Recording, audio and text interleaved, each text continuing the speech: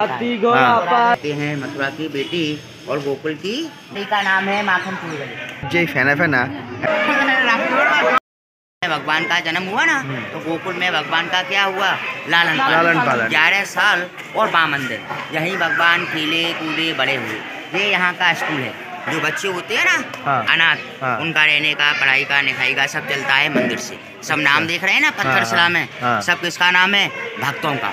बोलो माता पिता की जय, नंद के लाला की जय। हंसो पहले, बोलो राधे राधे राधे राधे। ये भगवान का सबसे पहला गली है, ये गली का नाम है माखन चोर गली। माखन चोर भगवान की 11 साल 52 दिन এখানে ছিলেন ভগবান। রাধে রাধে। এখান থেকেই নন্দগাঁওয়ের শুরু। এই যে নন্দগাঁওয়ের নন্দগাঁওয়ে নন্দদ্বার, এটা নন্দদ্বার এখান থেকে শুরু হচ্ছে। এইবারে আমরা যাব। 10,000 गाय रहती हैं, कहते हैं मथुरा की बेटी और गोकुल की गाय, और जिसका भाग्य फूटे वो बाहर गांव को जाए। जो मथुरा का लड़की है ना, उनका शादी आज भी मथुरा में किया जाता है। और जो गोकुल का गाय है ना, वो गोकुल की गौशाला में ही रहता है। बोलो गौ माता की जय, माता पिता की जय, और उसका हाथ करके हंसो। राधे राधे। यहाँ पर आप आए ना, तो हम तुमको लेके नहीं आए, और हम तुमको लेकर के नहीं आए, और ना ही आप यहाँ पर आए हैं। राधा रानी ले तो तुमने सेवा की, कोई दान धर्म का काम किया, ठाकुर जी ने आप सबको यहाँ पर बुलाया। क्योंकि ये जगह कितना है, आनंद, नंद घर आनंद भाई, और जय कन्हैया लाल, हाथी घोड़ा पालकी, जय कन्हैया लाल। এটা হলো যমুনা, যে যমুনা পেরিয়ে এখানে গোকুলে আসতে হয়, সেই যমুনা। ওইখান থেকে লক গেটগুলো লাগানো, আর ওখান থেকে জল আসে। জলের যেই ফেনা ফেনা, অ্যাকচুয়ালি এইগুলো হলো দিল্লি থেকে যে কেমিক্যাল, অর্থাৎ যে কারখানার যে বজ্রগুলো হয়, কেমিক্যাল বিভিন্ন রকম বজ্র, সেই বজ্রের জন্যে এই জল পুরো ফেনা ফেনা। আরও যত দিন যাবে এই ফেনাগুলো তত বাড়বে। দূরের থেকে দেখে মনে হবে যেন বরফ জমে গেছে। এই কারণের জন্যেই এই ফেনা ফেনাগুলো মনে হচ্ছে। এখানে এখন যমুনার অবস্থা সত্যি অনেকটা খারাপ।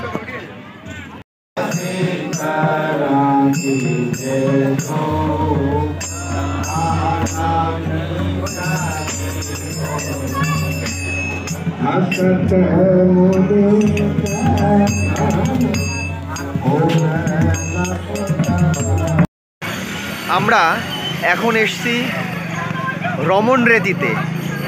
রমন রেতি, যেখানে শ্রীকৃষ্ণ ছোটোবেলায় মানে যখন গোপাল ছিলেন, সেই জায়গায় হামাগুড়ি দিতেন, খেলে বেড়াতেন, সেই মাটি আজ আমরা, অর্থাৎ ধুলো, সেই ধুলো আমরা স্পর্শ করব।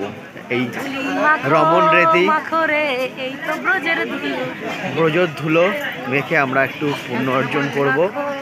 এখন রমন রেতিতে যাচ্ছি হেঁটে হেঁটে, এখানে মন্দিরও আছে, এটা দর্শন করব, করে যে রমন রেতি যে ধুলো আছে সেই ধুলো আমরা এখন মাখবো। সবাই মাখে এখানে। চলুন আমরা এখন রমন রেতিতে যাই।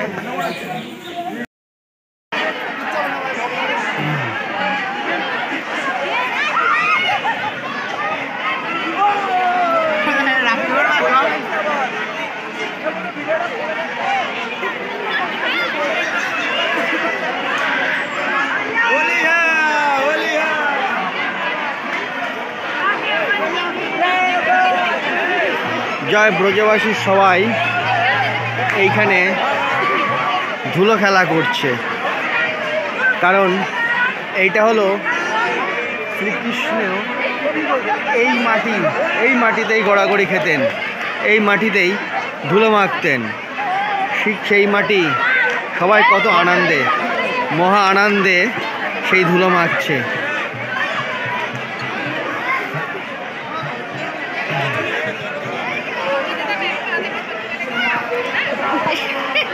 श्री कृष्ण जी।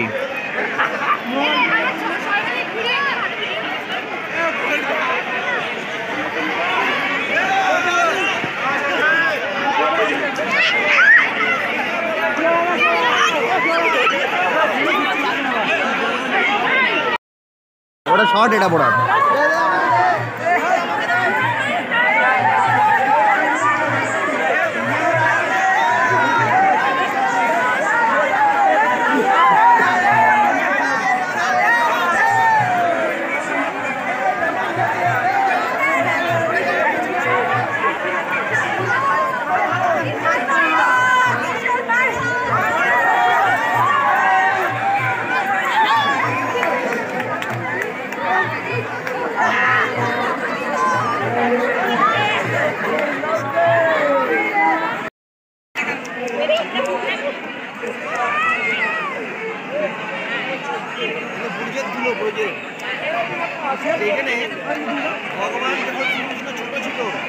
হামাগুড়ি খেত, দাও দাও গড়াগড়ি দাও।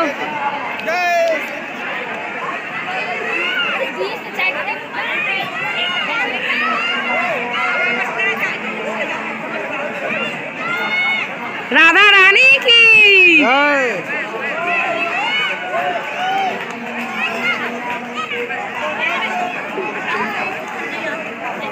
মানে এইগুলো গায়ে লাগে না, ঝাড়া মারলেই পড়ে যাবে।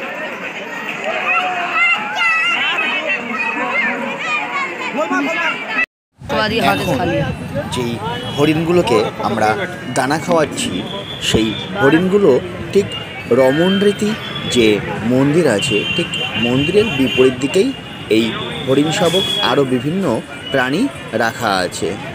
এইগুলো নাকি ভগবান শ্রীকৃষ্ণের আমলে যেসব প্রাণীরা ছিল ঠিক তাদেরই বংশধর। তাই এখানে যেসব ভক্তবৃন্দ আসেন তারা প্রায় প্রত্যেকেই এই হরিণ শাবক এবং হরিণদের দানা খাওয়ায়। এছাড়াও বেশ কিছু পাখি, খরগোশ, ময়ূর এখানে আছে। খুবই সুন্দর এবং অনেকটাই বড় এরিয়া নিয়ে, এবং প্রচুর কিন্তু হরিণ এখানে আছে। তাই আপনারা এইখানটা দেখে নিজেদের চোখ কিন্তু একটু মুগ্ধ করতেই পারেন। চলে আসুন রমণরীতির সঙ্গে, দেখে যান হরিণের ডিয়ার পার্ক, সত্যি অতুলনীয় সুন্দর। যে রামনরেতিজি মন্দির আছে, সেই রামনরেতি মন্দিরে এক একজন গুরুদেবের এই যে আশ্রম, গুরুদেবরা আশ্রমের মধ্যে থাকেন।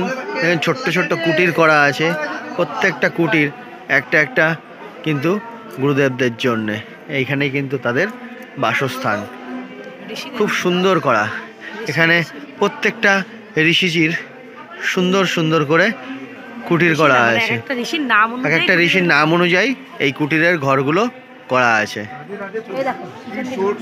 আর এই যে মন্দিরের গায়ে দেওয়াল চিত্র।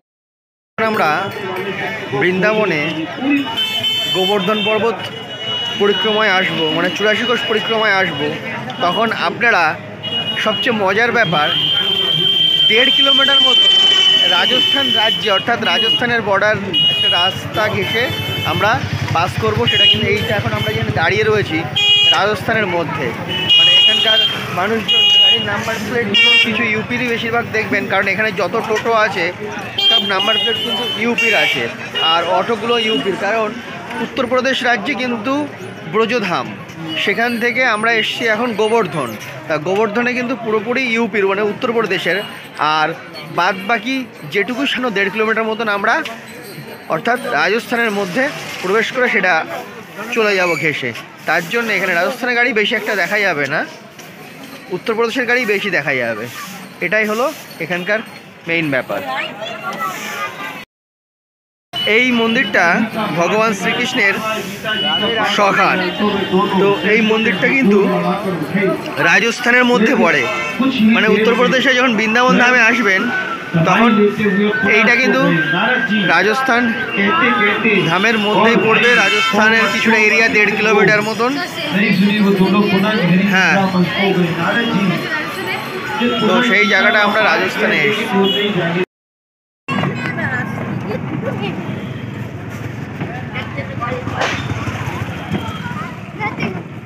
এবার কি আমরা ইউপির মধ্যে আবার ঢুকলাম নাকি?